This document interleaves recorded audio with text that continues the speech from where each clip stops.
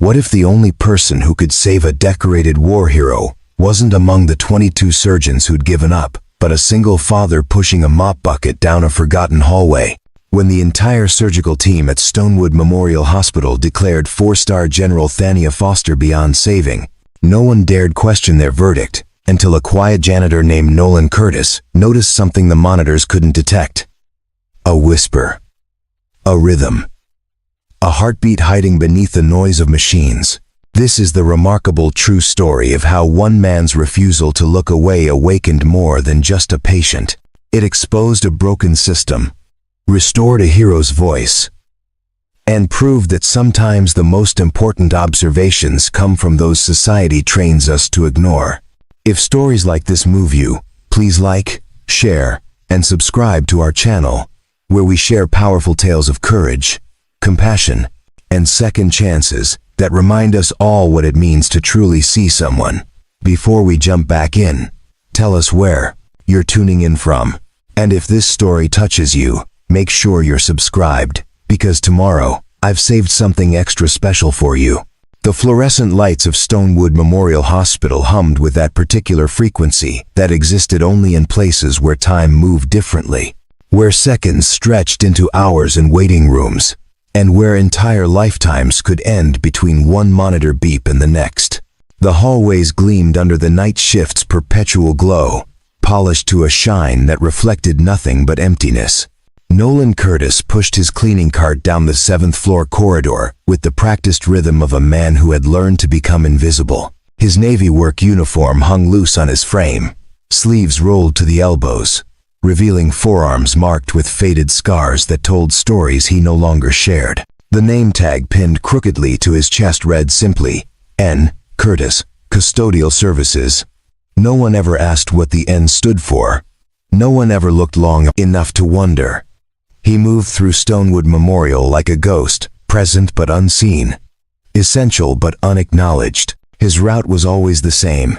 Start at the East Wing, work through intensive care, loop past the surgical recovery rooms, and finish near the private suites reserved for high-ranking officials and wealthy patients who demanded silence along with their treatment. Tonight, like every night for the past 3 months, his path took him past room 714.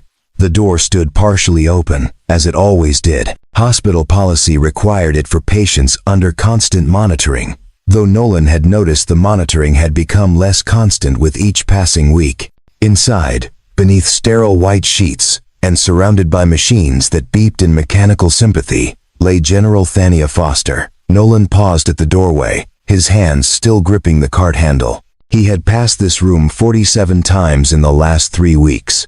He had counted. And each time, something about it pulled at him with an insistence he couldn't explain. It wasn't curiosity. It wasn't the rank displayed on the plaque beside the door. It was something older, something instinctual, something that whispered in a language he had learned on battlefields half a world away. The general's uniform hung in the closet, visible through the half-open door. 4 silver stars gleamed even in the dim light. Her service record, from what Nolan had overheard in passing conversations between nurses, was legendary. 2 decades of distinguished service, multiple combat deployments, commendations that filled an entire wall. She had been investigating something he'd heard, something about procurement irregularities and misallocated funds, when the helicopter carrying her back from an inspection tour had experienced catastrophic mechanical failure. The crash had left her here, in this room, in this state that the doctors called persistent vegetative, a term Nolan had always hated for its clinical cruelty. For 3 months, General Thania Foster had existed in the space between life and death, breathing but not waking, present but unreachable. Nolan glanced down the hallway. Empty. The night nurse was doing rounds on the opposite wing. The attending physician had left hours ago. He stepped into the room, moving quietly despite knowing she couldn't hear him. The habit of silence ran deep. He had been in rooms like this before, though the setting had been different. Makeshift field hospitals in Kandahar, bombed-out clinics in Mosul, transport choppers where the only medical equipment was whatever you could carry on your back, and the only anesthesia was the unconsciousness of shock. Nolan had been a combat medic for 12 years before the discharge that had come not from physical wounds, but from the kind that didn't show on x-rays. Now he cleaned floors in the same type of facility where he had once saved lives, and most days he told himself that was enough. Most days he believed it. He moved to straighten a fallen IV line, an old instinct he couldn't suppress. As he did, his eyes swept across the monitors displaying vital signs that hadn't meaningfully changed in weeks. Steady heartbeat, regular respiration, brain activity that registered just enough to keep the machines from alarming but not enough to suggest consciousness. The medical team had been clear in their prognosis, no meaningful recovery expected. But as Nolan's hand brushed near the bed rail, something made him stop. A sound, so faint he almost missed it beneath the mechanical symphony of medical equipment. A soft exhalation that didn't quite match the rhythm of the ventilator. He froze, listening with the intensity of someone trained to detect the difference between wind and movement in hostile territory. There it was again, not imagined, a subtle variation in her breathing pattern, lasting barely 2 seconds before returning to the mechanical normal. Nolan leaned closer, watching her face. General Foster's features were still, almost serene. Her eyes remained closed, but there, just at the corner of her left eye, the finest tremor of muscle movement. His pulse quickened. He knew what the doctors would say. Involuntary reflex, muscular spasm, meaningless noise in a system shutting down. He had heard those explanations before, had even accepted them once or twice. But he had also learned to trust what his hands felt and his eyes saw, even when machines said otherwise. Nolan pulled out his phone, checking the time. 11:47. He made a mental note, though he wasn't sure why. Then he did something he hadn't done in years. He spoke to a patient who couldn't answer back. "General," he said softly, his voice barely above a whisper. "I don't know if you can hear me, but if you can, if you're in there somewhere, I need you to know something." He paused, feeling foolish but continuing anyway. "You're not alone, and I'm not ready to stop looking." No response. No movement. Just the steady beep of monitors and the whisper of recycled air through ventilation systems. Nolan straightened, shaking his head at his own sentimentality. He was seeing things because he wanted to see them, finding patterns in randomness, because the alternative was admitting that sometimes people were truly beyond reach. He returned to his cart and continued down the hallway, but his mind remained in room 714. The tremor had been real, he was certain of it. And if it was real, if it meant something, then the question wasn't whether he had imagined it. The question was what he was going to do about it. By the time Nolan reached the end of his shift at 6 in the morning, he had made a decision. He pulled out a small notebook from his locker, one he had carried during his deployment years, its pages filled with observations and field notes that had once meant the difference between life and death. He opened to a blank page and wrote in careful print, Day 1, November 3rd, 2347 hours. Subject, General T. Foster, Room 714. Observed, irregular breathing pattern lasting approximately 2 seconds. Facial micro-movement, left periorbital region. Possible voluntary response, requires additional observation. He closed the notebook and slipped it into his jacket pocket. Then he walked out into the cold morning air, heading toward the bus stop that would take him home to his small apartment where his daughter would be waking soon, needing breakfast before school. As he walked, Nolan couldn't shake the feeling that he had just stepped onto a path that would change everything. He just didn't know how much. The autumn sun broke weakly through the clouds as Nolan Curtis stepped off the bus 3 blocks from Stonewood Memorial Hospital. His shift didn't start for another 2 hours, but he had learned long ago that the quiet moments before dawn were when truth revealed itself most clearly. When the hospital operated with minimal staff and maximum routine, when the vigilant eyes of administration were still closed, and when a janitor could move through hallways with even less notice than usual. He carried a paper bag containing his dinner, a sandwich made from yesterday's bread, and a thermos of coffee that had already gone lukewarm. In his jacket pocket, the small notebook pressed against his ribs like a secret. He had added 3 more entries since that first night, each one documenting the subtle signs that everyone else seemed determined to miss. Day 2. Breathing irregularity repeated at 2,319 hours. Duration, 3 seconds. Heart rate variance of 2 beats per minute, coinciding with observation. Day 3. Right hand finger tremor. Minimal but distinct. Occurred during overhead page announcement. Possible auditory stimulus response. Day 4. Eyelid flutter, both eyes, lasted 4 seconds. No corresponding change in EEG readings per monitor display. Nolan had been careful, methodical, watching from the doorway during his regular rounds, never lingering long enough to draw attention. But with each observation, his certainty grew. General Thania Foster was not as absent as her medical charts claimed. Something remained, some awareness flickering beneath the surface like a candle flame behind frosted glass. The question that kept Nolan awake during his few hours of sleep was simple. Why had no one else noticed? Stonewood Memorial employed some of the finest medical professionals in the region. The General's care team included neurologists, specialists, and surgeons whose credentials covered entire walls. Yet somehow, they had all concluded that recovery was impossible. That the woman in room 714 had already departed, leaving only biological processes behind. Preparing and narrating this story took us a lot of time. So if you are enjoying it, subscribe to our channel. It means a lot to us. Now back to the story. Nolan signed in at the custodial office, exchanged brief nods with the day shift supervisor, and collected his cart. The familiar smell of industrial cleaning solution and floor wax greeted him like an old companion. He had been working at Stonewood for 14 months now, ever since the custody hearing that had rearranged his entire world. The memory still stung with the sharpness of fresh injury, though it had been over a year. The courtroom had been smaller than he expected, almost intimate in its cruelty. His ex-wife's attorney had been efficient and devastating, painting a picture of instability and unreliability.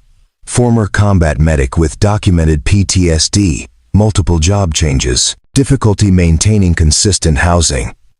The evidence mounted like stones in a wall designed to separate him from his daughter. Nolan had tried to explain that the job changes were about finding the right fit, that the housing moves were about staying close to his daughter's school district, that the PTSD was managed and under control, but explanations sounded like excuses in that sterile room. And the judge had ruled with regrettable firmness. Primary custody to the mother, supervised visitation for the father. Every other weekend, 4 hours each visit, always with a social worker present. His daughter's name was Summer. She was 8 years old, with her mother's dark eyes and Nolan's stubborn chin.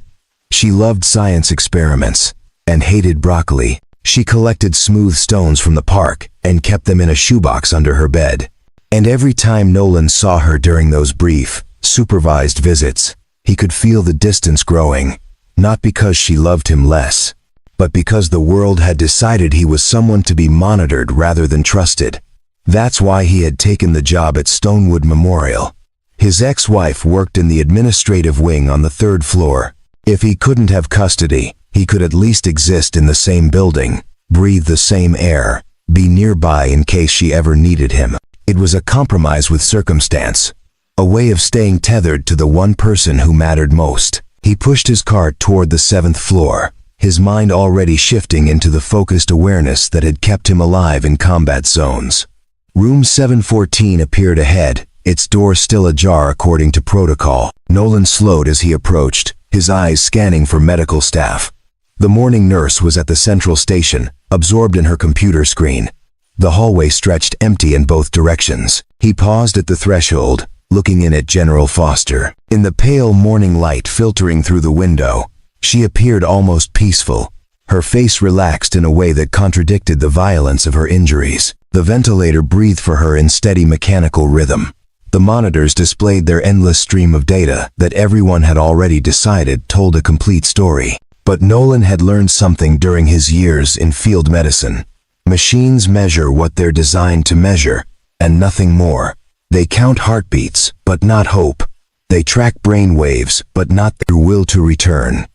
Sometimes, the most important signs existed in the spaces between data points, in the patterns that emerged only when someone cared enough to watch. "Morning, General," he said quietly, speaking as much to himself as to her. "I'm still here, still watching." He pulled a small penlight from his pocket, one he had kept from his medic days. Checking to make sure he remained unobserved, he stepped closer to the bed and gently lifted her left eyelid, shining the light briefly across her pupil. The response was sluggish but present, pupillary constriction, slight but measurable. He tried the right eye, same response, perhaps fractionally slower. Nolan's heart rate climbed. This wasn't absence, this was presence, diminished and distant, but real. He heard footsteps in the hallway and quickly pocketed the penlight, returning to his cart. A doctor he didn't recognize strode past, without a glance, white coat billowing. Nolan resumed his routine, mopping the already clean floor, while his mind raced with possibilities. If she could respond to light, what else might she respond to? Sound had shown some promise based on his observations. What about touch? Temperature? Familiar voices? Or music? The field of consciousness research was complex, far beyond his training, but Nolan understood the basics. The brain was not a binary system. Between fully aware and completely absent existed vast territories of partial function, locked-in states, and minimal consciousness that standard assessments often missed. He finished the 7th floor and moved down to the 6th, his movements automatic while his thoughts churned. He needed help, someone with the expertise and authority to properly evaluate what he was seeing. But approaching the medical staff directly had already proven futile. 3 days ago, he had mentioned his observations to a nurse, carefully framing them as questions rather than claims. She had smiled with professional patience and explained that reflexive responses were common in vegetative states and didn't indicate awareness. When he had pressed, suggesting that perhaps the care team might want to run additional tests, her smile had cooled. "Sir, I understand you mean well, but General Foster has been evaluated by 22 of the region's top surgeons and neurologists. I think they know better than the custodial staff." The dismissal had been polite but absolute. Nolan had backed off then, but the encounter had clarified something important. Within the hospital hierarchy, he existed below the threshold of credibility. His observations didn't matter because his position predetermined their invalidity.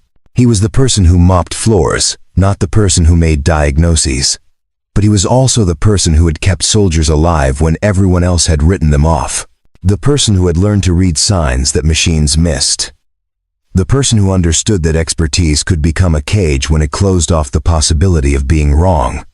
By the time his shift ended, Nolan had made a decision. If the hospital wouldn't listen, he would find someone who would. He changed out of his work uniform in the locker room, pulled on his civilian clothes, and walked 6 blocks to a modest office building wedged between a coffee shop and a tax preparation service. The brass nameplate beside the 3rd floor door read, "Clara Jennings, Attorney at Law, specializing in medical advocacy and patient rights." Nolan had never been inside, but he had walked past this building countless times on his way to and from the bus stop. He had noticed the name and filed it away, some instinct telling him it might matter someday. That day had apparently arrived. He climbed the narrow stairs and knocked. A voice called from inside, "It's open."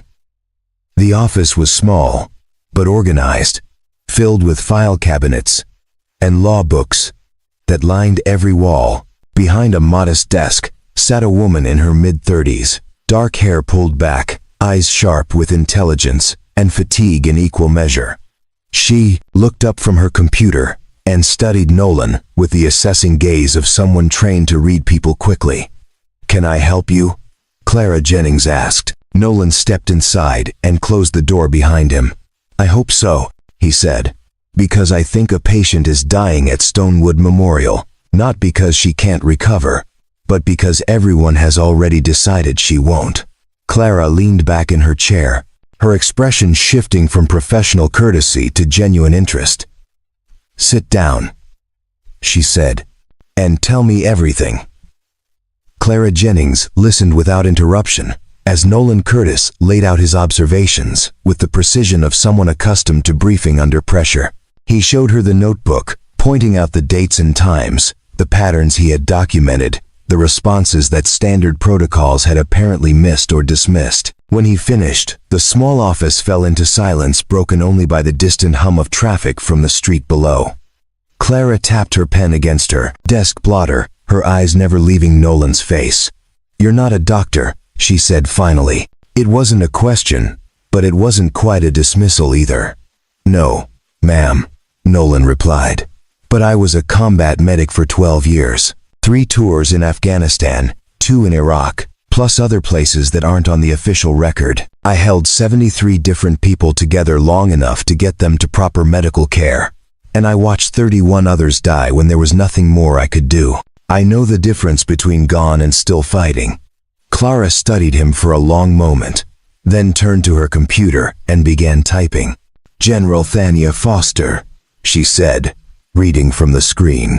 "Decorated officer, impeccable service record, currently in a persistent vegetative state following a helicopter crash 3 months ago. Medical consensus is that meaningful recovery is impossible." She looked back at Nolan. "You understand what you're suggesting? That 22 surgeons and specialists have misdiagnosed a high-profile patient. I'm suggesting they might have stopped looking too soon," Nolan said carefully. "Or that they're seeing what they expect to see rather than what's actually there. And you're seeing something different because you're the janitor who happens to have a medical background they don't know about."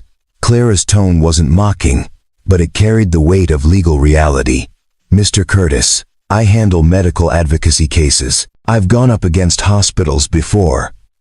It's brutal, expensive, and success usually depends on having either ironclad evidence or credible expert testimony. What you have is a janitor's notebook and observations made outside your professional capacity." Nolan had expected this. He leaned forward, choosing his words with care. "What if I told you I think there's a reason they're not looking closer? That General Foster was investigating procurement fraud before the crash, and that her waking up might be inconvenient for some very powerful people." Clara's pen stopped mid-tap. "That's a serious accusation. Do you have evidence?"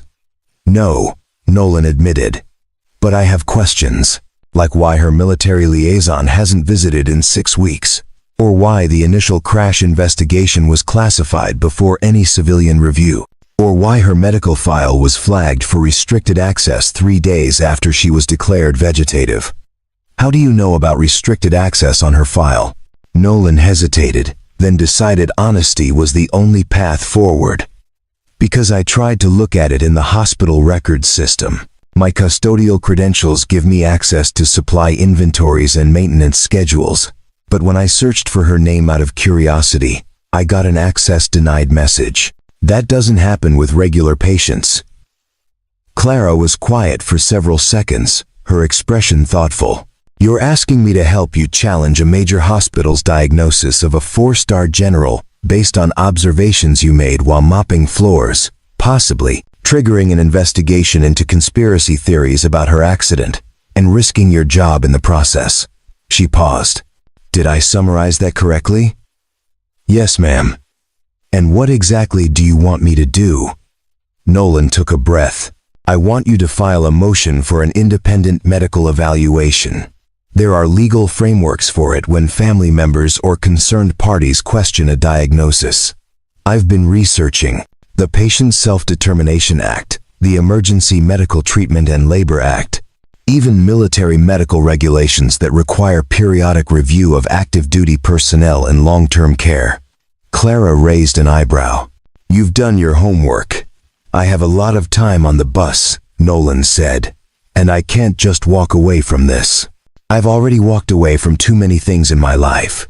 Something in his tone made Clara's expression soften slightly. "This is personal for you," she observed. "Beyond just General Foster." Nolan looked down at his hands, calloused from cleaning supplies and scarred from a dozen field emergencies.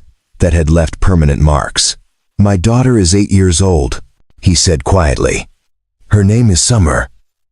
I see her 4 hours every other weekend, supervised, because a court decided that my PTSD and my job history make me unstable.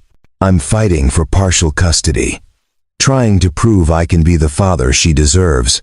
But every time I walk into that courtroom, I can see the judge has already made up her mind about who I am." He met Clara's eyes. "I know what it feels like to be written off, to have people look at you and see only the limitations they've decided define you. If General Foster is in there, aware on any level, and everyone has decided she's not worth the effort of a second look, then she deserves someone who won't accept that verdict, even if that someone is just the guy who cleans her floor." The office fell silent again. Clara stood and walked to her window, looking out at the street below. When she spoke, her voice carried a different quality, softer but more resolute.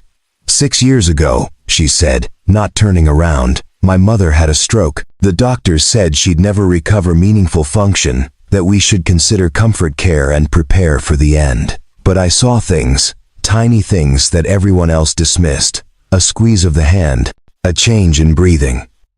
I fought for more testing, more therapy, and eventually she proved them wrong.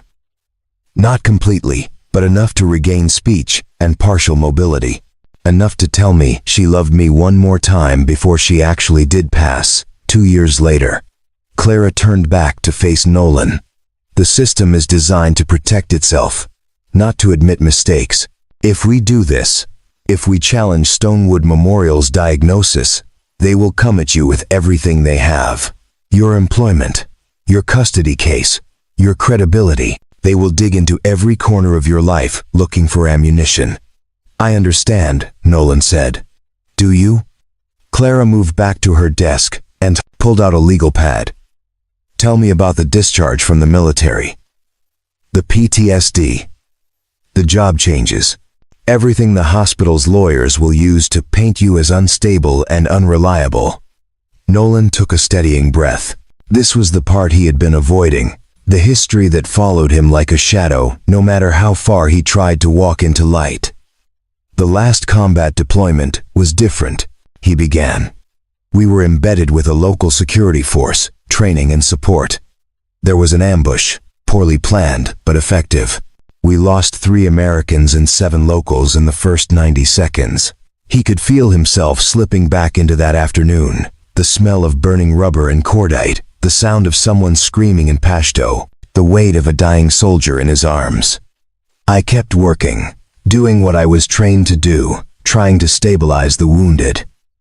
But there was a boy, maybe 12 years old, caught in the crossfire. He wasn't part of the fight, just wrong place and wrong time.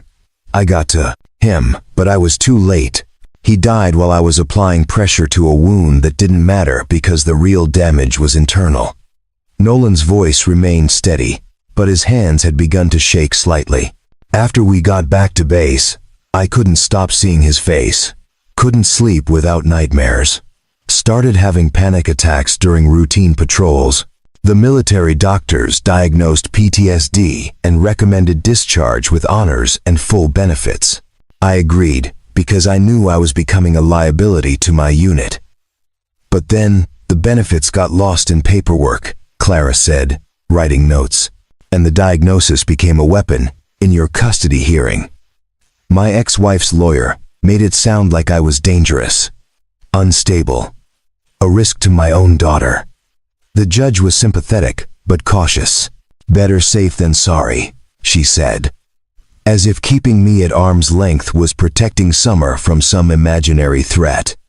Clara set down her pen. "And now you're working as a janitor at a hospital, essentially invisible, trying to stay close to your daughter while rebuilding credibility one mop bucket at a time. That's the summary." Nolan agreed. "And you want to throw all of that rebuilding away by challenging a hospital's medical authority, potentially triggering investigations and media attention that will put you directly in the spotlight." "Only if it means giving General Foster a chance," Nolan said. "Because if I don't, if I just walk past her room every night, knowing she might be aware and trapped and alone, Then I'm not the person I told my daughter I was trying to become. Clara studied him for a long moment, then picked up her pen again. All right, she said. I'll file a preliminary motion for independent evaluation under the Patient Advocacy and Review Act. It's a long shot, but we might get a hearing. In the meantime, you need to document everything. Not just what you observe, but timestamps, environmental factors, any correlation between stimulus and response. Make it scientific, not anecdotal. I can do that, Nolan said. And Mr. Curtis, Clara added, her tone serious. Prepare yourself for the possibility that you're wrong, that what you're seeing is exactly what the doctors say it is. Reflexive responses with no consciousness behind them. Because if you pursue this, and it turns out you're mistaken, the damage to your custody case could be permanent. Nolan stood, extending his hand. I appreciate the warning, but I've been wrong before, and survived it. What I can't survive is not trying. Clara shook his hand, her grip firm. Then let's see if we can wake up a general.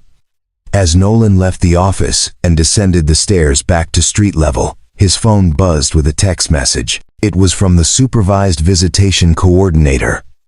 Reminder, visitation with Summer Curtis, scheduled for Saturday, 10 am 2 p.m.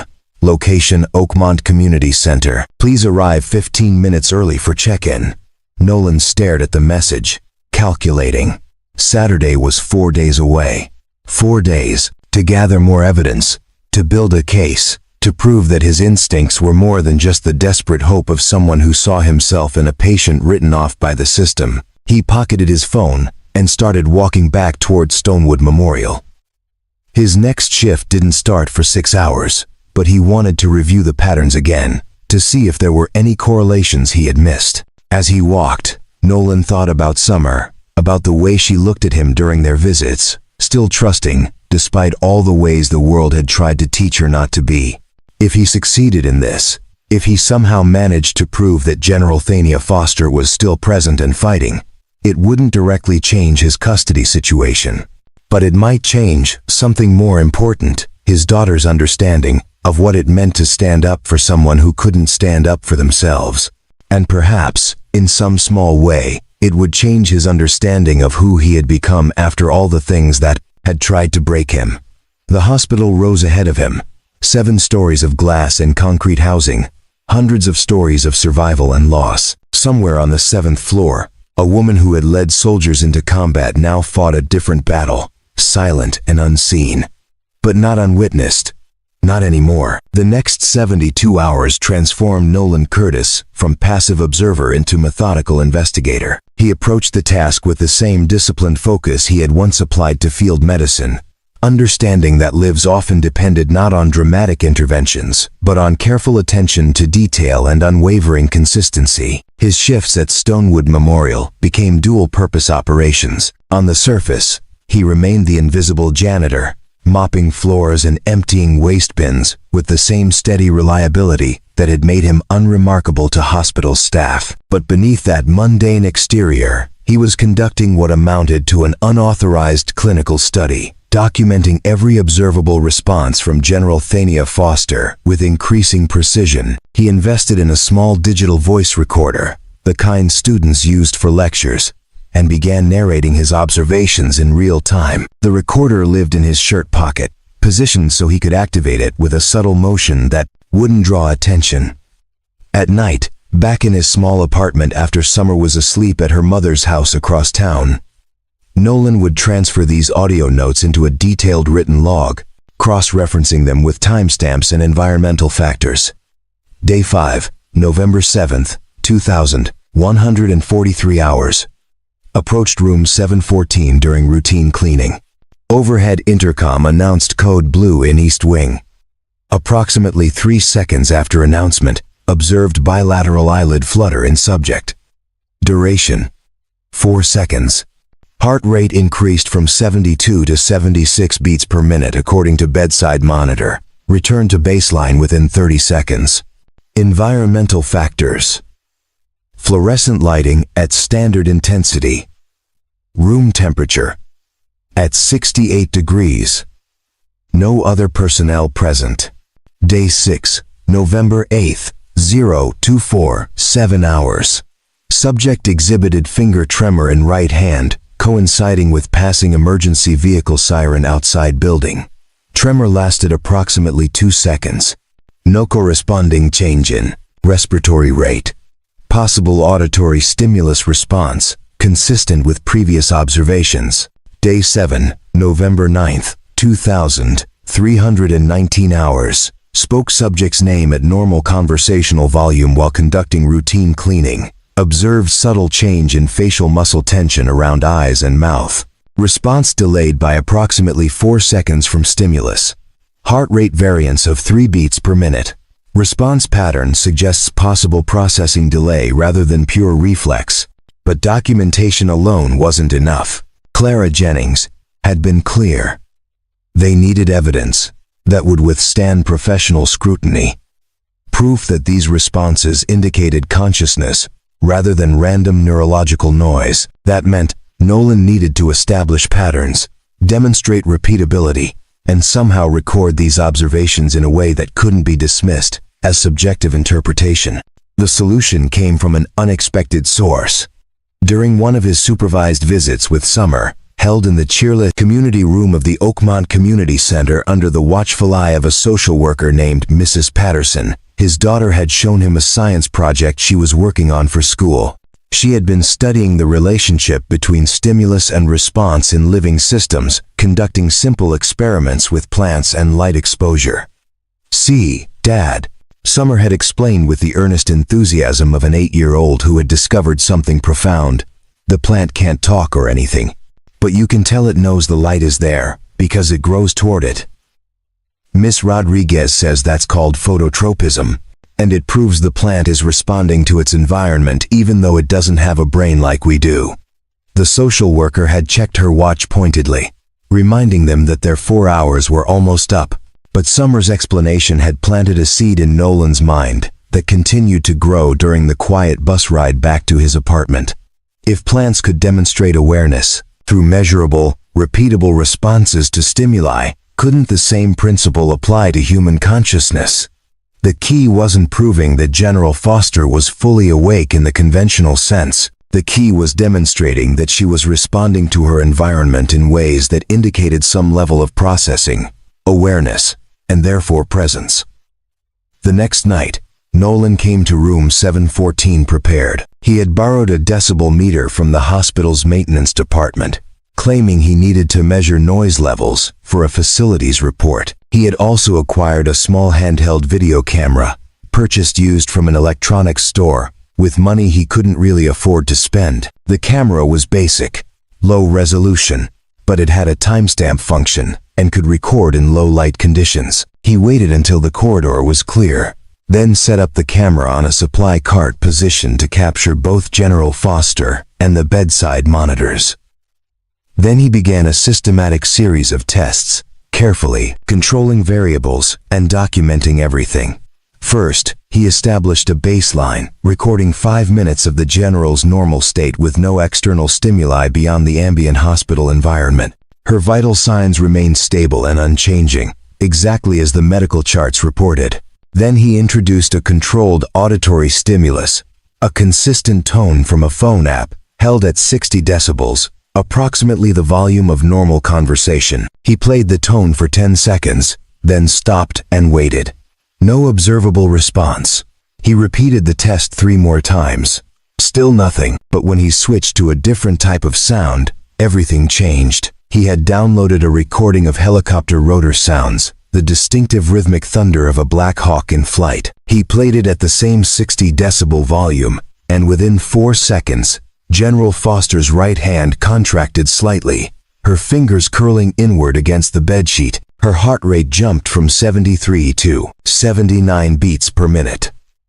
Nolan's own pulse accelerated as he watched the monitors. He stopped the helicopter sounds and waited for her vitals to return to baseline, which took approximately 45 seconds. Then he played the sound again. The response repeated: hand contraction, elevated heart rate, subtle facial muscle tension around the eyes. He documented 6 trials, each producing a measurable response. This wasn't random. This wasn't reflex. This was a patient reacting to a specific stimulus associated with a traumatic memory. Exactly the kind of response that indicated some form of consciousness, even if diminished or altered. Over the next week, Nolan expanded his testing protocols. He brought in other sounds, music, spoken words, ambient noise recordings. He tested at different times of day, under different lighting conditions, with varying levels of background hospital activity. And slowly, carefully, a picture emerged from the data. General Foster responded most strongly to sounds associated with military operations. Helicopter rotors, radio chatter, engine noise. She showed secondary responses to human voices, particularly female voices in the alto range. She exhibited minimal response to music or abstract sounds. The pattern suggested that whatever remained of her consciousness was anchored most firmly to her professional identity and recent traumatic experiences. Nolan compiled everything into a detailed report, complete with video timestamps, vital sign correlations, and statistical analysis that showed response rates far exceeding what chance alone would predict. He delivered the 53-page document to Clara Jennings on a Tuesday afternoon, apologizing for the length, but explaining that he had tried to anticipate every possible counterargument. Clara had read through it over the course of 2 days, then called him back to her office. When Nolan arrived, he found her sitting with the report spread across her desk, pages covered in highlighter marks and marginal notes. "This is extraordinary work," Clara said, without preamble. "Methodologically sound, carefully documented, and compelling. You've essentially conducted a clinical study without any of the institutional resources typically required. Is it enough?" Nolan asked. Clara leaned back in her chair, choosing her words carefully. "It's enough to file a formal motion for independent medical evaluation. The data you've gathered establishes reasonable doubt about the current diagnosis, which is the legal threshold we need to clear. Whether it's enough to actually get a hearing and convince a judge, that's a different question." She pulled out a legal document she had been drafting. "I'm preparing a motion under the Patient Advocacy and Medical Review Act.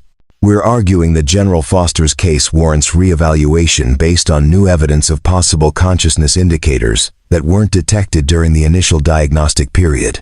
We'll submit your documentation as supporting evidence, along with a request for qualified expert review." "Who reviews it?" Nolan asked. "That's where things get complicated," Clara admitted.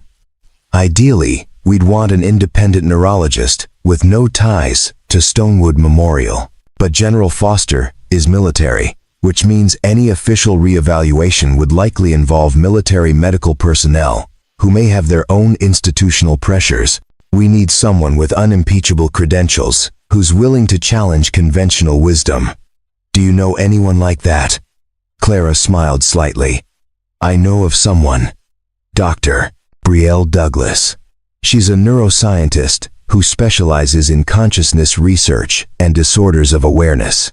She's testified in several high-profile cases involving misdiagnosis of vegetative states. She's also notoriously difficult to impress and charges consultation fees that would bankrupt most people." "How much are we talking about?"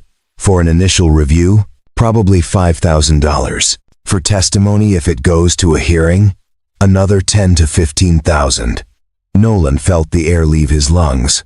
He had approximately $800 in his savings account, accumulated through careful budgeting and the elimination of anything that wasn't strictly necessary. "I don't have that kind of money," he said quietly. "I know," Clara replied, "which is why I'm going to make some calls and see if Dr. Douglas might be willing to review the case pro bono or on contingency. It's a long shot, but the scientific interest alone might be enough to get her attention. Your documentation is genuinely impressive, and if she thinks there's a real discovery here, she might be willing to get involved." Nolan nodded, trying not to let hope take root too firmly. Hope was dangerous when reality had so many ways of crushing it. "What happens next?" "I file the motion tomorrow. The hospital has 2 weeks to respond. Then we'll likely get a preliminary hearing to determine if there's sufficient cause for an independent evaluation. In the meantime, you keep doing exactly what you've been doing. Document everything, stay professional, and for the love of all that's holy, don't tell anyone at the hospital what we're planning." "I haven't told anyone," Nolan assured her. "Good, because the moment they find out, they'll shut down your access to that room faster than you can imagine. Right now, you're just the janitor. The moment you become the person challenging their medical authority, you become a threat." Nolan stood to leave, then paused at the door. "Clara, can I ask you something? Why are you doing this? I can't pay your fees either. You could spend this time on cases that actually generate income." Clara was quiet for a moment, her eyes distant. "Because my mother died, believing that someone fought for her when everyone else had given up. That mattered to her, maybe more than the extra 2 years she got. And I've been practicing law for almost a decade, and I can tell you that justice doesn't always look like winning. Sometimes it looks like refusing to accept that someone doesn't matter just because they can't speak for themselves."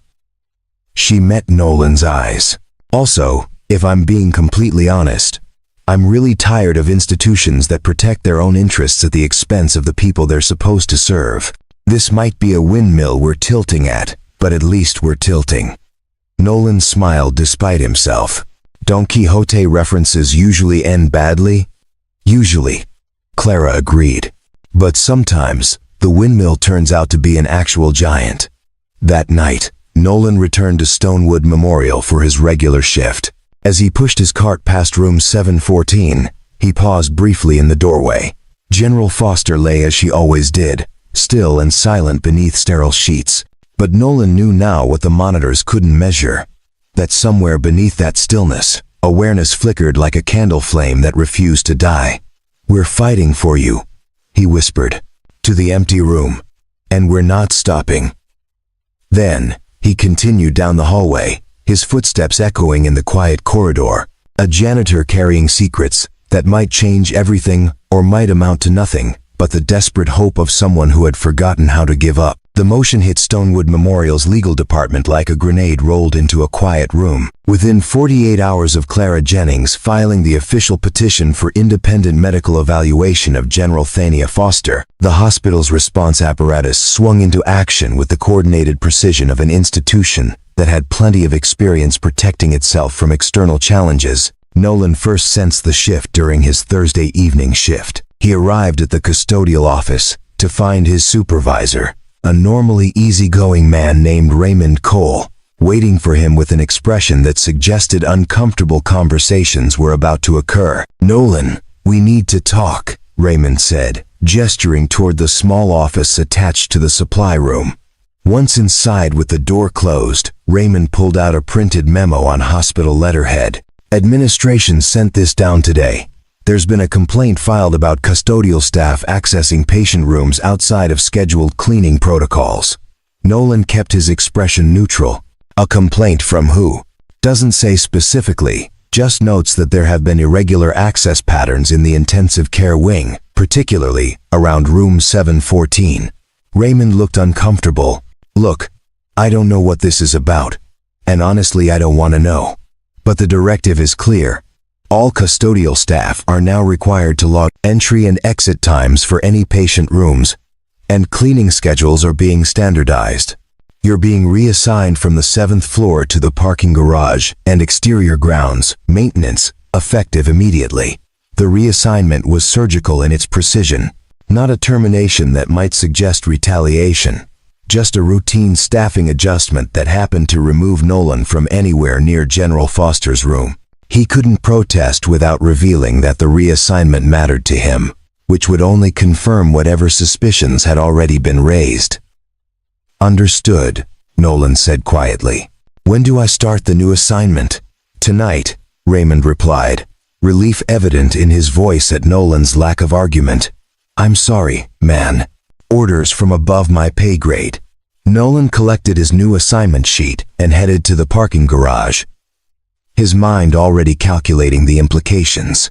Someone had noticed his attention to room 714, which meant someone was watching, which meant the Peace Hospital was preparing its defense even before the legal motion had been officially served. The speed of the response suggested that this wasn't routine bureaucratic caution. This was deliberate obstruction. He pulled out his phone and texted Clara, "They moved me off the floor. Can't access room anymore." Her response came within minutes. "Expected. They're allowed to manage staffing. Continue documentation from memory. Focus on what you've already gathered. Hearing is scheduled for next week." The following days felt like trying to fight with one arm tied behind his back. Nolan continued his shifts in the parking garage, pressure washing concrete, and maintaining equipment that didn't need his attention to function. The work was mindless, which gave him too much time to think about what he couldn't observe, about responses he might be missing, about the general lying in room 714, with no one watching for signs everyone else had decided didn't exist. His frustration grew when Clara called on Saturday morning, 3 hours before his scheduled visitation with Summer, to deliver more bad news. "The hospital filed their response yesterday," Clara said, her voice tight with controlled anger. "It's comprehensive and aggressive. They're not just defending the diagnosis, they're attacking the motion as frivolous and potentially harmful. They've included affidavits from all 22 surgeons who evaluated General Foster, each one stating unequivocally that she exhibits no signs of consciousness and that the original diagnosis was thorough and accurate." "What about my documentation?" Nolan asked. "They address it directly," Clara replied. "And this is where things get personal. They've included a counter-filing that questions your credibility as a witness. They cite your lack of medical credentials, your employment as custodial staff, and they've somehow obtained information about your PTSD diagnosis and your custody situation." Nolan felt ice form in his stomach. How will they get that information? Medical records are supposed to be confidential, but custody proceedings are part of the public record if you know where to look. They're arguing that your observations are the product of someone with documented psychological issues, who may be projecting his own desire to rescue his relationship with his daughter onto a patient's situation where he has no actual expertise or authority. The characterization was devastating precisely because it contained enough truth to be plausible. Nolan could imagine how it would sound to a judge. Troubled veteran with PTSD and an unstable custody situation becomes obsessed with hospital patient, sees patterns where none exist, and constructs an elaborate fantasy of rescue and redemption. "That's not what this is," Nolan said, hearing the defensiveness in his own voice and hating it. "I know," Clara replied, "but they're going to make that argument, and we need to be prepared for it. The hearing is in 5 days. We need something stronger than your observations, no matter how well documented. We need expert validation." "Did Dr. Douglas agree to review the case?" "She did, and her preliminary assessment is actually encouraging. She thinks your documentation shows possible indicators of covert consciousness, which is a real phenomenon in some patients diagnosed as vegetative. But she wants to conduct her own evaluation before she'll testify. The problem is that the hospital is now refusing to grant her access to General Foster." "Can they do that?" "They're arguing that any additional stimulation or evaluation could be harmful to the patient, and that allowing unvetted outside researchers to conduct tests would violate their duty of care. It's a defensible position legally, even if it's transparently self-serving." Nolan paced his small apartment, phone pressed to his ear. "So we're blocked from gathering any new evidence. They're attacking my credibility, and we have a hearing in 5 days where we need to convince a judge to overrule 22 surgeons based on documentation from someone they're painting as an unstable janitor with a savior complex." "That's an accurate summary of our current position," Clara admitted. "I'm not going to lie to you, Nolan. This is going to be difficult. The system is designed to give enormous deference to medical expertise, and challenging that expertise requires either compelling counter-expertise or evidence so overwhelming that it can't be dismissed. Right now, we have neither." After the call ended, Nolan sat in silence for a long time, staring at the wall of his apartment, where he had pinned a drawing Summer had made during their last visit. It showed two stick figures, holding hands under a smiling sun, labeled in careful print, "Me and Daddy." He thought about giving up, about accepting that he had tried and failed, about returning to the comfortable invisibility of someone who mopped floors and didn't challenge systems. He couldn't change. It would be easier. It would be safer for his custody case.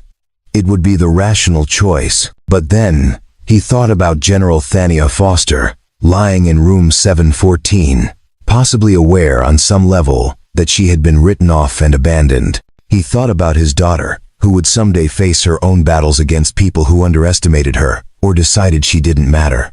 And he thought about who he wanted to be when he looked at himself in the mirror.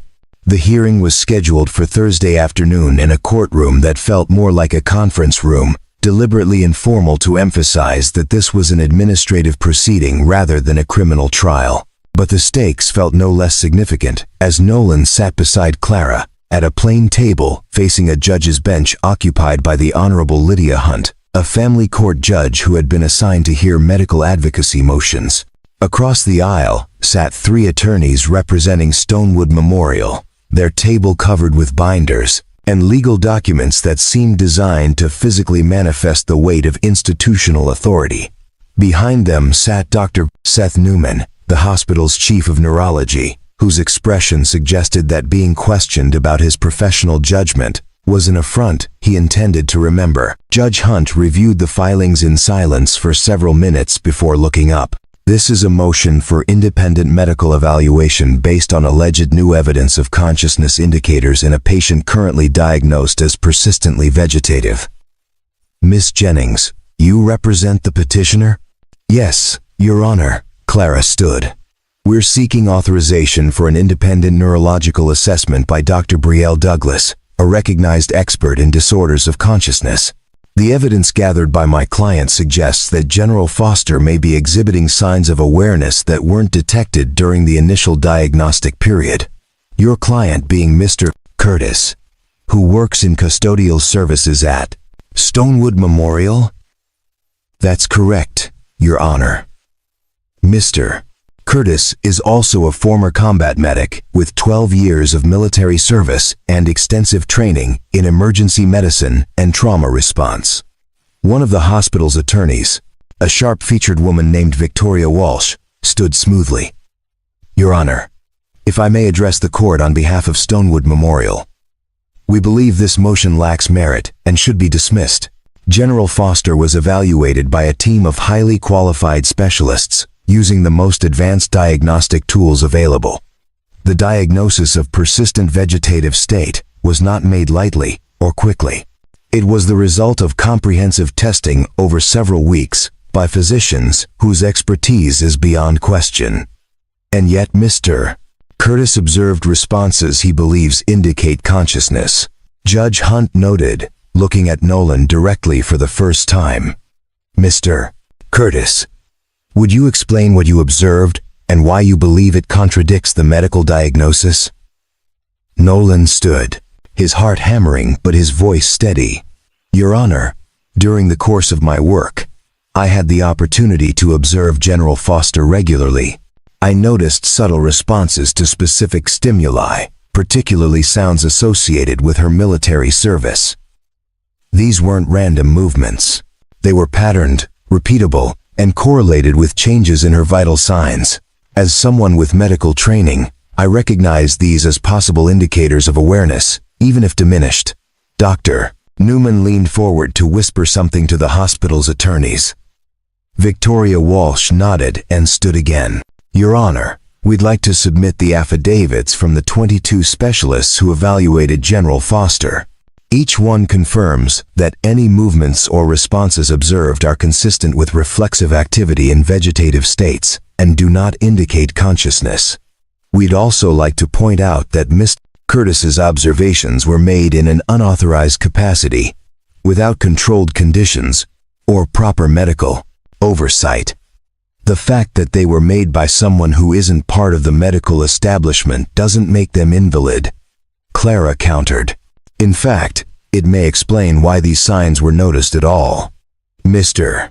Curtis had the time and attention to observe patterns that busy medical staff might miss during brief evaluations. Or, it explains why someone without proper training might misinterpret normal reflexive responses as meaningful activity. Victoria Walsh shot back. Your Honor, we're also concerned about Mr. Curtis's personal circumstances, his history of PTSD, his ongoing custody disputes, his employment in a position far below his claimed qualifications. All of these factors raise questions about his reliability as a witness and his motivations in pursuing this matter. Nolan felt the familiar shame rising, the sense that his entire history was being used as evidence, that he couldn't be trusted to perceive reality accurately. But before he could respond, Judge Hunt raised her hand. Miss Walsh, I'll thank you not to engage in character assassination in my courtroom. Mr. Curtis's personal circumstances are not on trial here. The question before me is whether there is sufficient evidence to warrant an independent evaluation, not whether Mr. Curtis fits your definition of a credible witness. She turned to Clara. That said, Miss Jennings, the burden is on you to demonstrate that an independent evaluation is warranted. What expert testimony can you provide to support your client's observations? Clara stood. Your Honor, Dr. Brielle Douglas has reviewed Mr. Curtis's documentation and believes it shows potential indicators of covert consciousness. She's prepared to testify to that effect if granted access to evaluate General Foster directly. The hospital has refused that access, correct? Yes, Your Honor, on the grounds that it might be harmful to the patient. Judge Hunt looked at the hospital's attorneys. Is that your position? Victoria Walsh nodded. We have a duty of care to General Foster. Subjecting her to additional testing by outside parties without clear medical necessity could constitute harm, particularly if those tests are based on flawed premises. The judge was quiet for a long moment, reviewing documents. Finally, she looked up. Here's my concern. If Mr. Curtis is correct, if there are signs of consciousness that have been missed, then General Foster is being denied appropriate treatment and potentially suffering in ways we can't measure. That's a serious harm. But if Mr. Curtis is wrong, then we're second-guessing a comprehensive medical evaluation based on observations made by someone without credentials in a non-clinical capacity. That sets a problematic precedent. She paused, then continued. I'm going to order a compromise. The hospital will allow Dr. Douglas to conduct a limited evaluation, supervised by hospital staff, using non-invasive methods only. If that evaluation produces findings consistent with Mr. Curtis's observations, we'll reconvene to discuss next steps. If it doesn't, this matter is closed. Do both parties understand? Clara and the hospital attorneys both indicated their agreement, though neither looked entirely satisfied. As the hearing concluded and people began filing out, Nolan felt both relief and trepidation. They had gotten a chance, but it was narrow and conditional. Everything now depended on whether Dr. Douglas could find in one controlled evaluation what Nolan had observed over weeks of careful attention. As he left the courthouse, Nolan's phone buzzed with a text from the supervised visitation coordinator. Visit with Summer Curtis canceled this week per mother's request. Rescheduled pending review. The message was brief, but its implications were clear. His ex-wife had heard about the hearing, about his challenge to the hospital, and she was responding by limiting his access to his daughter. The system was closing ranks, protecting itself from someone who had dared to question its authority.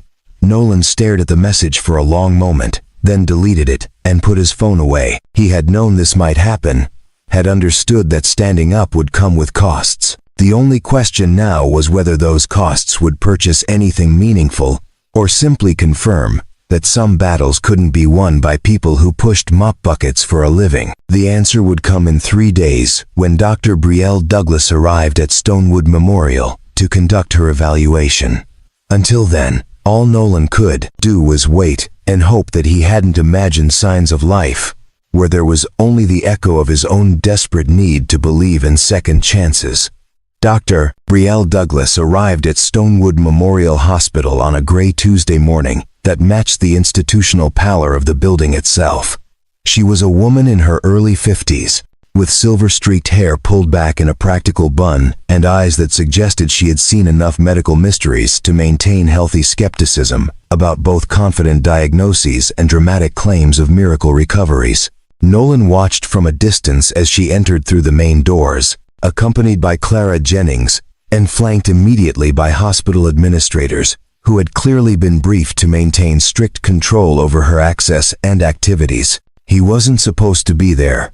His shift didn't start for another 4 hours, but he had come anyway, unable to stay away from what might be either vindication or the final collapse of everything he had been fighting for. The evaluation was scheduled to take place over 2 hours in room 714, with Dr. Newman and 2 other hospital neurologists present to observe. Nolan had not been invited to attend, a deliberate exclusion that everyone understood was designed to keep him from influencing the results or interpreting responses in ways that confirmed his existing beliefs. Clara had texted him the night before, "You did your part. Now we have to trust that the truth speaks for itself." Easy to say, harder to believe when you weren't the one who had spent weeks watching for signs everyone else dismissed as neurological noise. Nolan tried to distract himself by walking the hospital's exterior grounds, checking equipment that didn't need checking, but his mind remained fixed on room 714 and what was happening behind its closed door. He imagined Dr. Douglas conducting her tests with clinical precision, running through protocols designed to detect awareness in patients who appeared absent. He imagined General Foster, trapped in whatever diminished state of consciousness she occupied, trying to respond to stimuli while doctors watched and measured and interpreted through frameworks that might not accommodate her particular form of presence. 2 hours felt like 2 days. When Nolan's phone finally buzzed with a text from Clara, his hands shook as he pulled it from his pocket. "Evaluation complete. Meet me at my office in 1 hour." The message gave no indication of results, no hint of which direction the wind was blowing. Nolan spent the intervening time on the bus into town, staring out the window at passing streets, while his mind cycled through possibilities. Dr. Douglas had found evidence supporting his observations. Dr. Douglas had found nothing, and he was about to learn he had been mistaken all along. Dr. Douglas had found something ambiguous that would require additional testing and prolong the uncertainty indefinitely. When he arrived at Clara's office, he found her sitting behind her desk with an expression he couldn't immediately read. Dr. Douglas sat in one of the client chairs, reviewing notes on a tablet. Both women looked up as he entered. "Mr. Curtis," Dr. Douglas said, standing to shake his hand. "Thank you for your documentation. It was remarkably thorough for someone without formal neurological training." "Thank you," Nolan replied, trying to interpret whether the compliment carried any implications about her findings. "Were you able to evaluate General Foster?" "I was," Dr. Douglas said, settling back into her chair. "Under less than ideal circumstances, I should note, the hospital insisted on maintaining their own monitoring protocols and limited my testing to what they considered non-invasive stimulation. But within those constraints, I was able to conduct a meaningful evaluation." She paused, and Nolan felt his heart hammering in the silence. Clara's expression remained carefully neutral, giving nothing away. "Mr. Curtis," Dr. Douglas continued, "have you heard of covert consciousness or cognitive motor dissociation?" "I've read about it," Nolan said. "It's when patients show brain activity indicating awareness but can't produce the physical responses that standard consciousness assessments look for." "Exactly. It's a condition we've only recently begun to understand, where the pathways between thought and action are disrupted in ways that make patients appear more impaired than they actually are. Standard bedside evaluations often miss these patients entirely because they're looking for obvious responses like following commands or making purposeful movements." Dr. Douglas turned her tablet to show Nolan a series of brain scan images. "What you're looking at are functional MRI results from General Foster's evaluation this morning. The hospital hadn't conducted any functional imaging since the initial diagnostic period. They'd been relying on structural scans and EEG monitoring. But when we used fMRI, observe her brain activity while presenting various stimuli, We found something remarkable. She pointed to areas of the scans that showed bright patches of activity. This is her auditory cortex responding to sounds. This is her motor cortex showing activation when I asked her to imagine moving her right hand, even though her hand didn't actually move. And this, she highlighted another region, is her prefrontal cortex, the area associated with conscious thought and decision-making. All of this activity indicates that General Foster is significantly more aware than her diagnosis suggests. Nolan felt something loosen in his chest, a tension he had been carrying for so long that its absence felt almost disorienting. "So I wasn't wrong," he said quietly. "You weren't wrong," Dr. Douglas confirmed. "The responses you documented, the patterns you noticed, they were real. You were observing external manifestations of internal awareness that the standard diagnostic protocols failed to detect. It's not uncommon, unfortunately. Studies suggest that up to 15% of patients diagnosed as vegetative may actually have some level of consciousness. We just don't test for it properly." Clara leaned forward.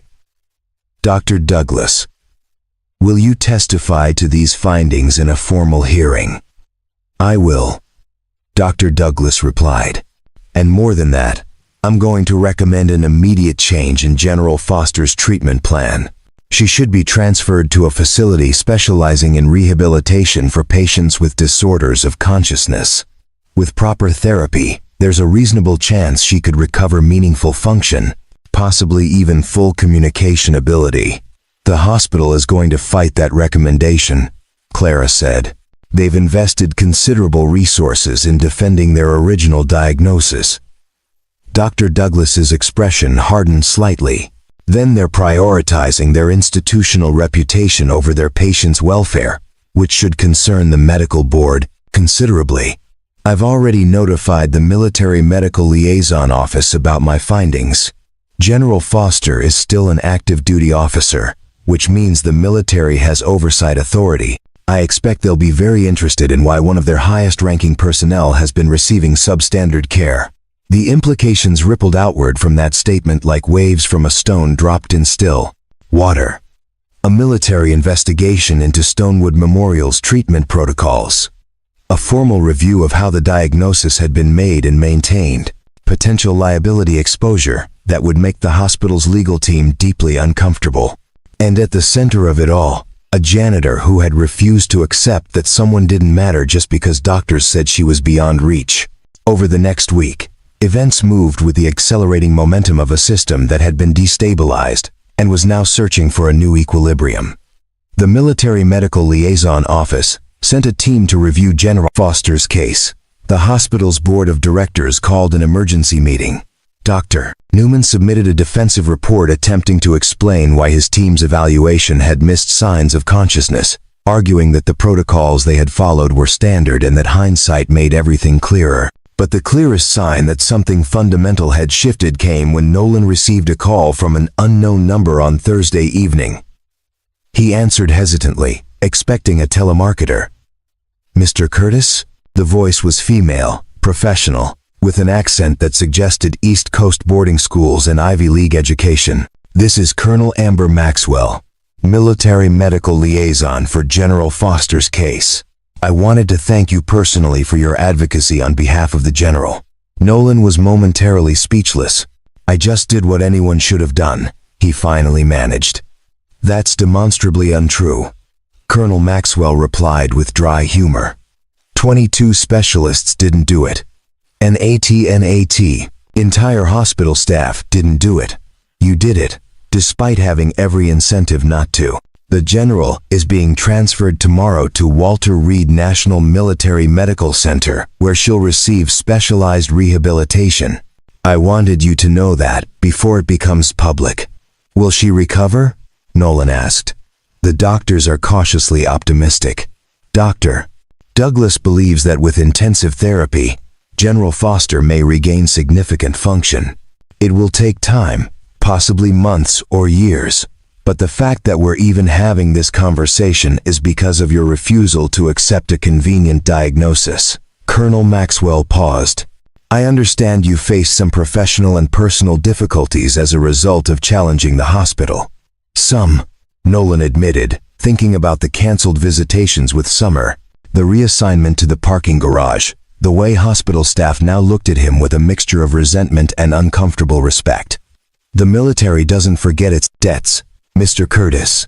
General Foster was investigating procurement fraud when her helicopter went down. There are people who had reasons to want her silenced, and your actions may have prevented a successful erasure of an officer who was asking inconvenient questions. Once she's able to communicate again, I expect some very interesting conversations will occur. After the call ended, Nolan sat in his apartment feeling the strange emotional vertigo of victory mixed with exhaustion. He had been right.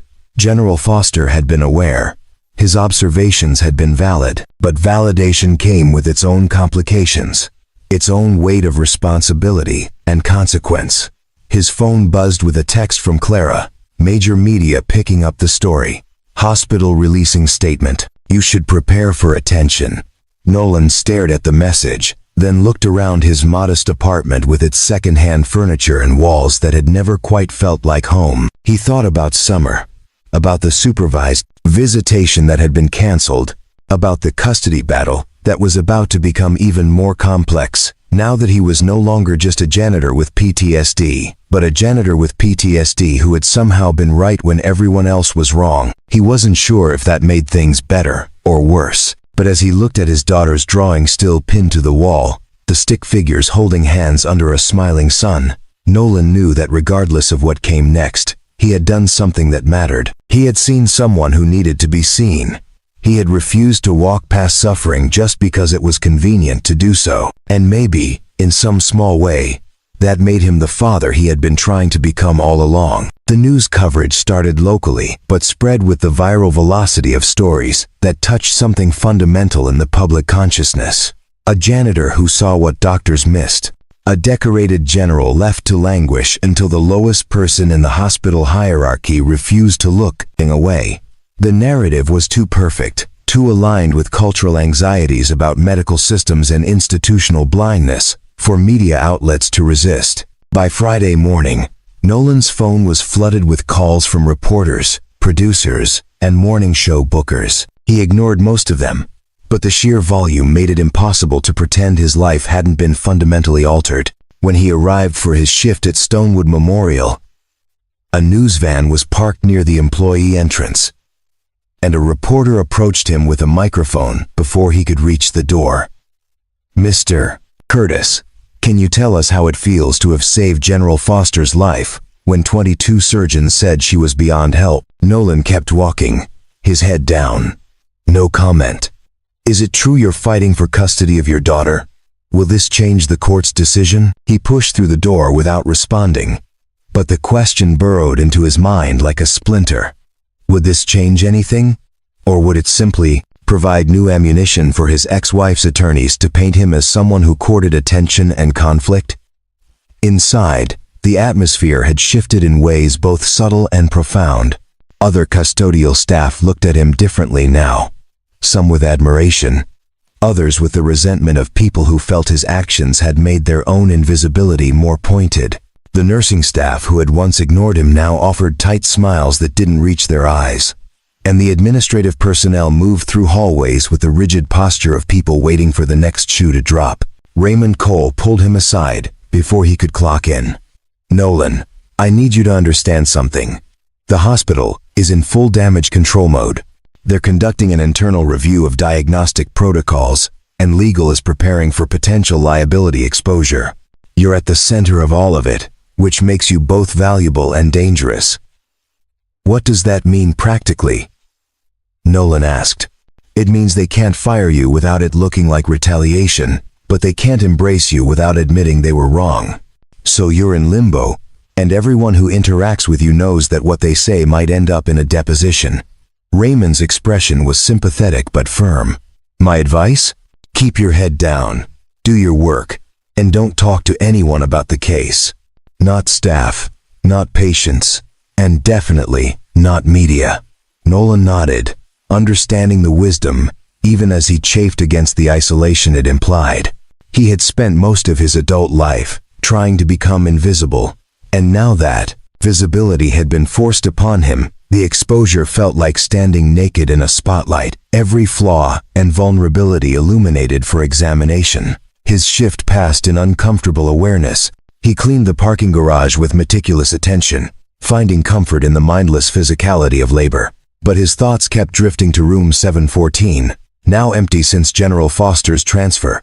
He wondered if she was conscious during the move, if some part of her understood that she was finally receiving the care she deserved, if she would ever know that a janitor she had never met had refused to accept her erasure.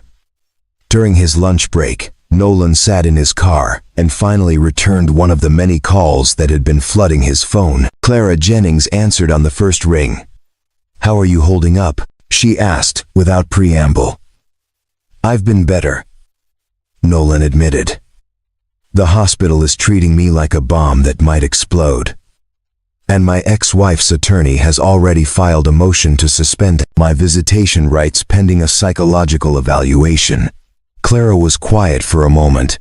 "I was afraid of that. They're going to argue that this entire situation demonstrates poor judgment and an obsessive personality. The fact that you were right doesn't change their narrative that your behavior was concerning. So what do I do? You cooperate fully with any evaluation they request. You demonstrate that you're stable, rational, and that your advocacy for General Foster came from legitimate medical observations, not psychological compulsion. And you let me handle the legal arguments." Clara paused. "Nolan, I know this feels like punishment for doing the right thing, but custody cases are always about demonstrating reliability and sound judgment over time. This is a setback, but it's not the end." After the call, Nolan sat staring through his windshield at the concrete pillars of the parking garage. He had known there would be costs to challenging the hospital. He had accepted that reality when he first walked into Clara's office. But knowing something intellectually and living through its emotional weight were entirely different experiences. His phone rang again, this time from an unfamiliar number with a Washington, D.C. area code. Against his better judgment, he answered. "Mr. Curtis, this is Major Sarah Chen from Walter Reed Medical Center. I'm calling with a message from General Foster." Nolan's grip tightened on the phone. "She's awake? She can communicate?" "Not verbally yet, but we've established a communication system using eye movements and a letter board. It's slow, but functional. This morning, one of the first things she spelled out was a question. Who found me? When we told her about your advocacy, she asked us to thank you." Major Chen's voice carried genuine warmth. "She wanted you to know that she was aware, at least partially, during her time at Stonewood Memorial. She says she remembers someone speaking to her, telling her she wasn't alone." "Was that you?" Nolan felt his throat tighten. "Yes. I didn't know if she could hear me. She heard you. And she wants you to know it mattered." Major Chen paused. "General Foster is a remarkable woman, Mr. Curtis. She's already asking about the investigation into her helicopter crash and the procurement fraud she was examining. The doctors are trying to get her to focus on recovery, but she's insisting on debriefing military intelligence. I thought you should know that the person you fought for is every bit as strong as her record suggests." After the call ended, Nolan sat in his car for a long time, processing emotions he couldn't quite name. Relief that he had been right. Validation that his observations had been real, but also something deeper, a sense of connection to another person's struggle that transcended the circumstances that had brought them into each other's orbits. He thought about General Foster, lying in that hospital bed, aware but trapped, listening to doctors discuss her case as if she were already gone. The isolation of that experience, the horror of being present but erased, must have been beyond anything he could truly comprehend. And somehow, his voice had reached her in that darkness, had told her that someone was still looking, still seeing, still refusing to accept her disappearance. When Nolan returned home that evening, he found an envelope that had been slipped under his door. Inside was a handwritten note on legal stationery from his ex-wife's attorney, informing him that all visitation with Summer was suspended until the completion of a court-ordered psychological evaluation. The appointment was scheduled for 2 weeks out, with a specialist who worked frequently with the family court system. Nolan read the letter 3 times, then carefully folded it and placed it in the growing file of custody documents that represented his ongoing battle to remain part of his daughter's life. The irony wasn't lost on him. He had fought to prove that a patient everyone else had written off was still present and deserving of care, but he couldn't convince a court that he was stable enough to spend unsupervised time with his own child. That night, he lay awake in the darkness of his bedroom, staring at the ceiling and listening to the sounds of the city filtering through his thin walls. His mind kept returning to a moment during his last visit with Summer, before everything had escalated. She had asked him why he worked at the hospital, and he had told her it was because he wanted to help people, even if his help looked different than it used to. Summer had considered this with the seriousness that 8-year-olds bring to questions that matter. Then she had said, "Mom says you can't help people anymore because you're too sad, but I don't think that's true. I think you just help people differently now." The memory brought tears that Nolan didn't try to stop. His daughter saw him more clearly than any court evaluation ever would. She understood that his worth wasn't measured by his job title or his diagnosis, but by his willingness to show up and care when it would have been easier not to. He just wished that understanding was enough to keep her in his life. The psychological evaluation took place in a sterile office that smelled of air freshener and anxiety. Dr. Patricia Oakes was a woman in her 60s who specialized in custody evaluations, her credentials covering an entire wall in frames that testified to decades of determining which parents were fit and which were risks. She greeted Nolan with professional warmth that felt rehearsed, gesturing him toward a chair that was deliberately positioned to be slightly uncomfortable. "Mr. Curtis, I've reviewed your file and the recent events at Stonewood Memorial. I'd like to spend today talking about your decision-making process and your current mental state." Dr. Oakes settled into her own chair with a legal pad balanced on her knee. "Let's start with your PTSD diagnosis. Can you tell me about your symptoms and how you manage them?" The questions came in waves, each one carefully crafted to probe for instability, obsessive tendencies, or judgment failures. Nolan answered with the honesty of someone who had learned that evasion only made things worse. Yes, he still had nightmares about his combat deployments. Yes, he sometimes experienced hypervigilance in crowded spaces. Yes, he had sought therapy after his discharge and continued to use coping techniques he had learned. And the situation with General Foster, Dr. Oakes said, her pen poised above her notepad. "Your ex-wife's attorney suggests that your focus on this patient represented a manifestation of rescue fantasies related to your own feeling of powerlessness regarding your daughter. How would you respond to that characterization?" Nolan had prepared for this question, but preparation didn't make it easier to answer without defensiveness creeping into his voice. "I observed medical signs that indicated a patient might be more aware than her diagnosis suggested. I documented those observations and sought legal counsel about the appropriate next steps. My advocacy was based on clinical observations, not psychological projection. But you must understand how it appears." Dr. Oakes pressed gently. "A man who feels he's lost access to his daughter becomes fixated on saving a patient who can't speak for herself. The parallel is quite striking." "The parallel exists," Nolan acknowledged. "But that doesn't invalidate my observations. General Foster is receiving appropriate care now because I refused to dismiss what I was seeing. The fact that my personal circumstances made me sensitive to someone being overlooked doesn't mean I was wrong about what I observed." Dr. Oakes made notes that Nolan couldn't read from his angle. "Tell me about Summer.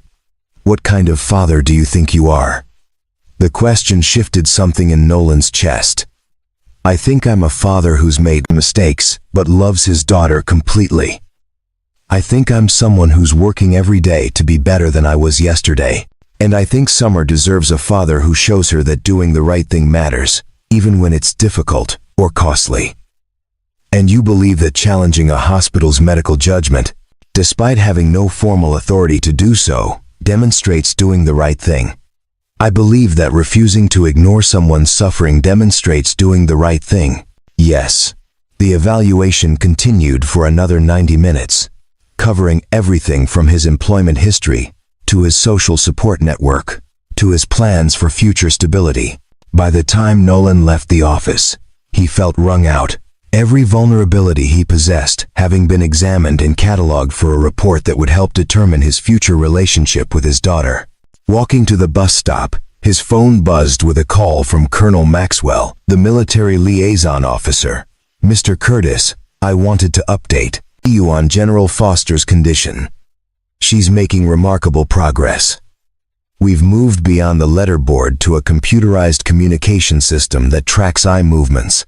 She's able to form complete sentences now, and she's been asking about you." Nolan felt something warm spread through his chest.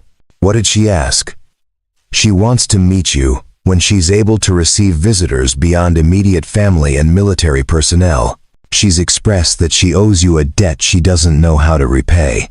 Colonel Maxwell paused. "She's also been providing testimony about the procurement fraud investigation. It appears her helicopter crash may not have been accidental. There are some very powerful people who are extremely uncomfortable with her recovery." The implications settled over Nolan like a weight. Is she safe?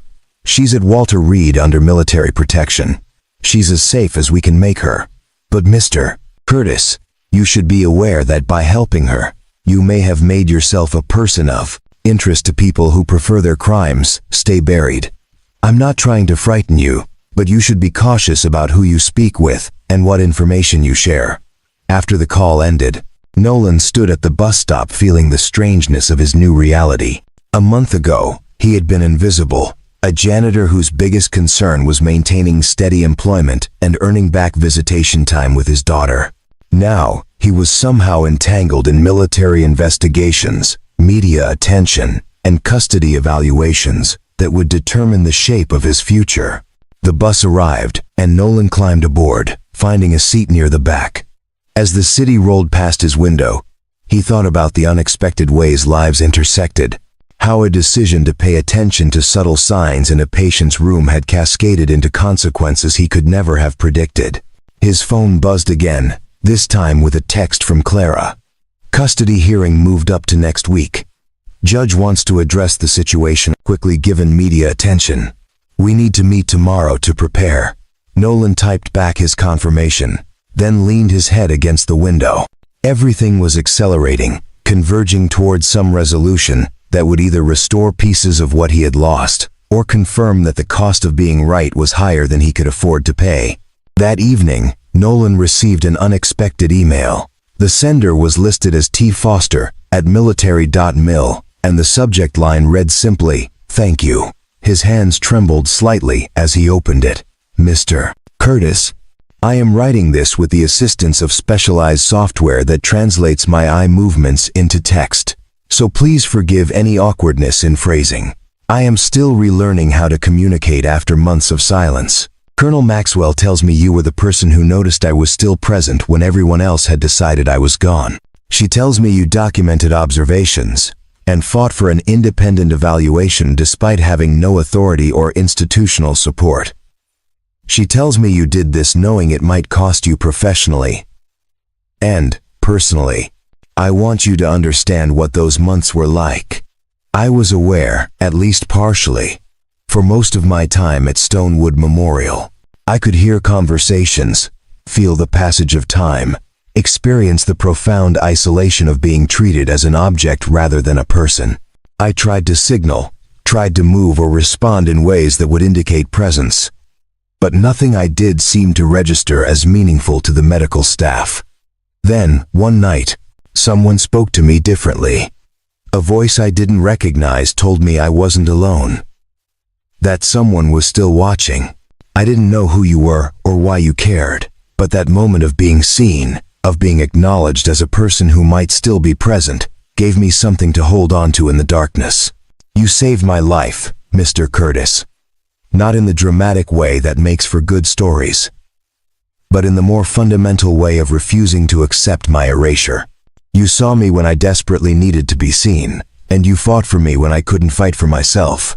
I understand you are facing difficulties in your personal life as a result of your advocacy. If there is anything I can do to help, any testimony or support I can provide, please don't hesitate to ask.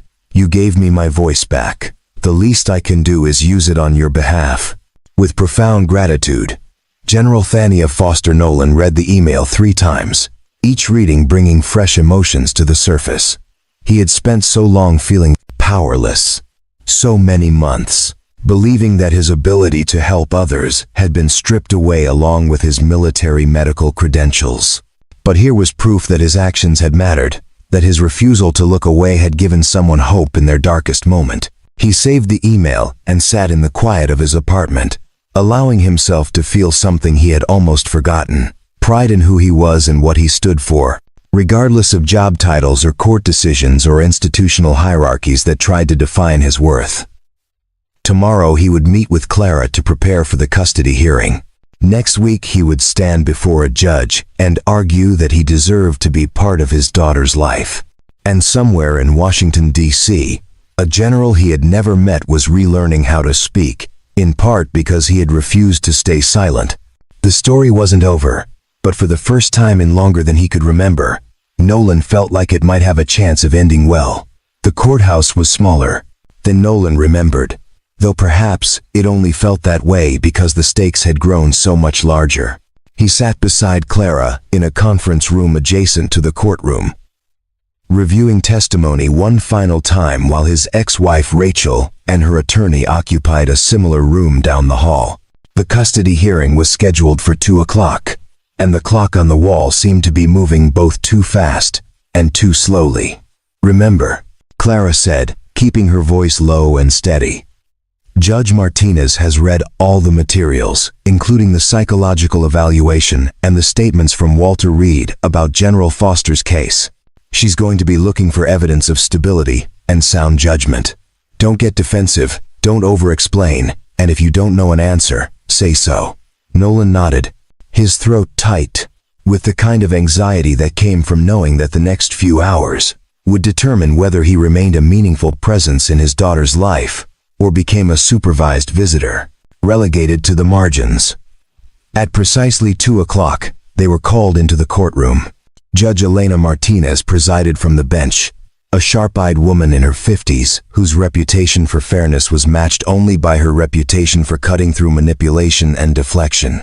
Rachel sat across the aisle with her attorney, and for a brief moment, Nolan's eyes met hers. He saw anxiety there, but also something else that might have been regret or might have been nothing more than his own wishful projection. "We're here to address the petition for modification of custody arrangements regarding Summer Curtis," Judge Martinez began, looking between both parties. "I've reviewed the extensive filings, including recent events at Stonewood Memorial Hospital and the psychological evaluation of Mr. Curtis. Miss Jennings, you represent the father?" Clara stood. "Yes, Your Honor.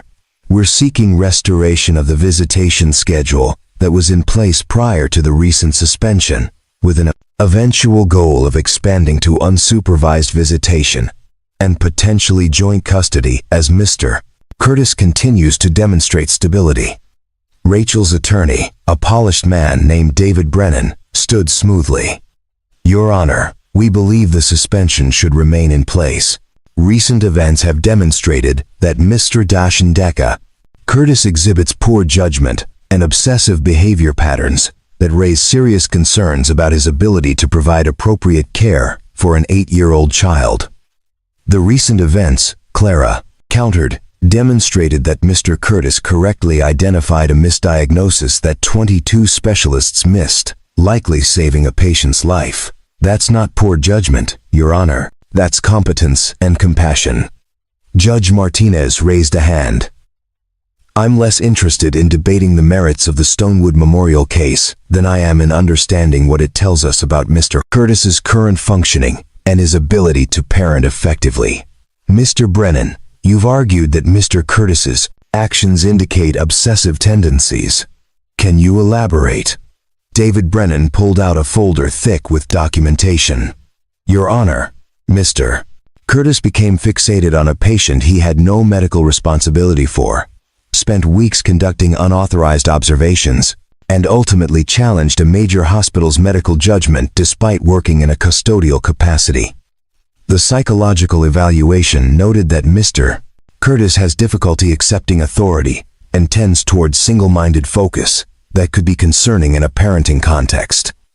The evaluation also noted, Clara interjected, that Mr. Curtis shows no signs of current psychological instability, that his PTSD is well managed, and that his advocacy for General Foster was based on legitimate medical observations documented with scientific rigor. Being thorough and refusing to ignore suffering are not character flaws, Your Honor. Judge Martinez turned her attention to Nolan. Mr. Curtis, I'd like to hear from you directly. Why did you pursue this matter with General Foster when you knew it might jeopardize your custody situation? Nolan stood, his hands clasped to keep them from shaking. Your Honor, I'm a father. Every decision I make is filtered through the question of what kind of person I want my daughter to see when she looks at me. If I had walked past that patient room every night knowing she might be aware and suffering, knowing I had the medical training to recognize signs everyone else was missing, and I did nothing because it was safer for me personally, what would that teach Summer about doing the right thing? He took a breath before continuing. I understand that my advocacy created complications. I understand that challenging institutional authority looks concerning on paper. But I also know that sometimes the most important thing a parent can teach a child is that some things matter more than personal convenience or safety. Standing up for someone who can't stand up for themselves, that's one of those things. Judge Martinez made notes, her expression giving nothing away. And if I restored your visitation rights, if I eventually granted unsupervised access, how would you handle situations where Summer's needs conflict with other obligations or interests? My daughter comes first, Nolan said without hesitation. Always. The situation with General Foster happened during my work hours and didn't interfere with my scheduled time with Summer. If anything, I hope that what she learns from this situation is that her father is someone who pays attention, who doesn't ignore suffering, and who fights for what's right even when it's difficult. Rachel's attorney stood again. Your Honor, Mr. Curtis claims his daughter comes first, but his actions have resulted in media attention, potential threats from people implicated in General Foster's case, and ongoing legal complications. Is that the stable environment a child needs? The media attention was not something I sought, Nolan responded, looking directly at the judge. And I've taken precautions regarding safety based on guidance from military investigators. But respectfully, Your Honor, I think we need to distinguish between stability and stagnation. I'm not the same person I was when this custody arrangement was first established. I've worked consistently for over a year, maintained appropriate housing, completed therapy, and demonstrated that I can handle complex responsibilities with sound judgment. The General Foster case doesn't undermine that, it confirms it. Judge Martinez was quiet for a long moment, reviewing documents on her desk. Finally, she looked up, her gaze moving between Nolan and Rachel. I'm going to say something that may be uncomfortable for both of you to hear. This court's primary concern is Summer's well-being, not either parent's vindication or protection. And from everything I've seen, Summer has two parents who love her and want what's best for her, but who have very different ideas about what that means. She turned to Rachel. Mrs. Curtis, your concerns about your ex-husband's stability are not unreasonable given his history. But the evidence suggests that Mr. Curtis has been working diligently to address his challenges and has demonstrated sound judgment in a complex situation. Continuing to restrict his access based on fears, rather than current evidence, may do more harm than good to Summer's relationship with her father. Then she turned to Nolan. Mr. Curtis, your advocacy for General Foster speaks well of your character and your medical instincts, but you need to understand that being right doesn't erase the fact that your actions had consequences that affected more than just yourself. Going forward, As you seek increased custody time, you'll need to demonstrate that you can balance your principles with practical consideration for how your choices impact your daughter. Judge Martinez picked up her gavel. I'm ordering the immediate restoration of the previously established visitation schedule, 4 hours every other weekend under supervision. However, I'm also ordering a trial period of monthly 4-hour unsupervised visits, beginning 1 month from today, to be evaluated after 3 months. If those visits go well, we'll reconvene to discuss expanded custody arrangements. She looked directly at Nolan. Mr. Curtis, you've been given an opportunity to prove that your judgment and stability extend beyond crisis situations into the daily work of parenting. Don't waste it. I won't. Your Honor, Nolan said, his voice thick with emotion he was struggling to contain. As they filed out of the courtroom, Clara put a hand on Nolan's shoulder. It's not everything we wanted, but it's progress. Real, meaningful progress. Nolan nodded, unable to speak past the tightness in his throat. In the hallway, Rachel approached him hesitantly, her attorney having stepped away to take a phone call. Nolan, she said quietly, I need you to understand that I never wanted to keep Summer from you. I was scared. You were struggling, and I didn't know how to help, and protecting her felt like the only thing I could control. I know, Nolan said, meaning it, and I'm sorry I gave you reasons to be scared. I'm working on being better, being more stable. For her. Rachel nodded, something in her expression softening. What you did at the hospital, standing up for that patient, Summer heard about it at school. Some of the kids' parents had seen the news. She came home so proud, Nolan. She told everyone her dad was a hero who saved a general's life. The information hit Nolan with unexpected force. She said that? She did. And I realized that maybe I've been so focused on protecting her from your struggles that I forgot to let her see your strengths. Rachel took a breath.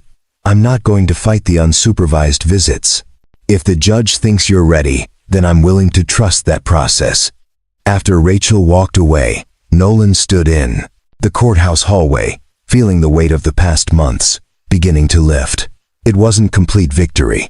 It wasn't full custody, or the immediate restoration of everything he had lost, but it was movement in the right direction, and sometimes that was enough. His phone buzzed with a text from an unknown number. This is Major Chen from Walter Reed. General Foster wanted you to know she was praying for your hearing today. She says if they can't see how good you are at taking care of people, they're not paying attention. She also says when you're ready, she'd like to meet the person who refused to let her disappear. Nolan read the message 3 times, then saved it alongside General Foster's email. 2 pieces of evidence that his actions had mattered, that his refusal to look away had created ripples that extended far beyond what he could have imagined. He walked out of the courthouse into afternoon sunlight that felt warmer than it had in months. Somewhere in Washington, D.C., a general was relearning how to speak. And in 2 weeks, Nolan would have 4 unsupervised hours with his daughter, a chance to show her that the person she was proud to call her father was someone worth knowing. The story wasn't finished, but the ending was beginning to take shape, and for the first time in longer than Nolan could remember, it looked like something he could live with. 3 months later, Nolan stood outside Walter Reed National Military Medical Center, his hands in his jacket pockets to hide their trembling. The building rose before him, imposing and official, and for a moment, he felt like the same uncertain veteran who had left military service years ago, unsure of his place in a world that no longer needed his particular skills. But he wasn't that person anymore. The custody evaluations had continued favorably.